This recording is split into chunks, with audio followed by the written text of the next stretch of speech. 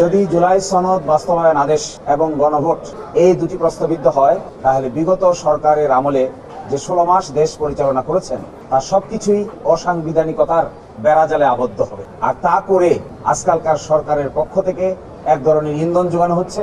এই ইন্ধনের অংশ হিসেবে কেউ কেউ এই বিষয়গুলোকে আদালতের কাঁধে বন্দুক রেখে বাকি কাজ করতে চাচ্ছেন। আমরা বলেছি এটি সম্পূর্ণরূপে আত্মঘাতী পদক্ষেপ।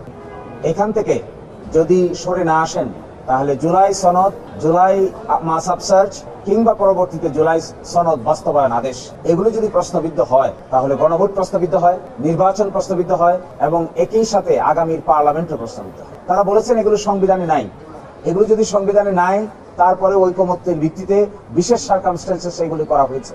সংবিধানে তো অন্তর্বর্তীকালীন সরকারও নাই, সংবিধানে তো সরকার পালিয়ে যাওয়ার বিধানও নাই, সংবিধানে তো অবশ্যই গণভোটের বিধানও নাই, সংবিধানে এই 2026 সালের 12ই ফেব্রুয়ারি নির্বাচন অনুষ্ঠানের কথাও নাই।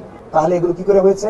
এগুলো সবগুলো হয়েছে একটা এক্সট্রাঅর্ডিনারি সিচুয়েশনকে মোকাবেলা করতে গিয়ে আইনগতভাবে সভা পরামর্শ করে এক একটা পদক্ষেপ নেওয়া হয়েছে। বাংলাদেশের সংবিধানে তো এই কথা লেখা নাই যে সরকার পালিয়ে বিদেশ চলে যাবে। বাংলাদেশের সংবিধানে তো এই কথাও লেখা নাই যে মাননীয় প্রধান বিচারপতি সহ সুপ্রিম কোর্টের বিচারপতিরা পদত্যাগ করবেন। কিন্তু বাস্তবতার খাতিরে গণ অভ্যুত্থানে যখন এগুলো ঘটে, পৃথিবীর ইতিহাস বলে এগুলোকে আদালত সিদ্ধান্ত নিতে পারে না। জনগণই হলো গণ অভ্যুত্থানের সবচাইতে বড় বিচারক।